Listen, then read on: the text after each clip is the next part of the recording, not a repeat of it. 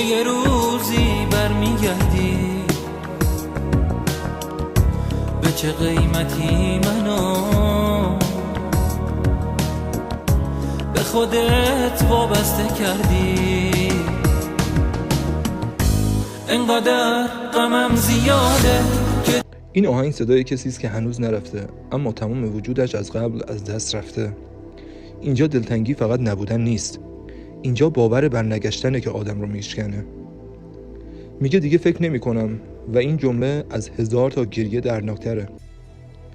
چون وقتی آدم از فکر کردن خسته میشه، یعنی امید دیگه توان موندن نداره. این آهنگ قصه دلبستن به کسیه که رفتنش آنقدر عمیق بوده که حتی جرأت خیال برگشتنش دیگه وجود نداره. به چه قیمتی منو وابسته کردی؟ این سوال خیلی هست. سوال آدمایی که وابستگی رو با عشق اشتباه گرفتن و حالا دارن بهایش رو با تنهایی میدن. غم این آهنگ از جنس فریاد نیست، از جنس خاموش شدنه، از جنسش نشستن و نگاه کردن به خاطرهایی که دیگه هیچ کدوم واقعی نیستن.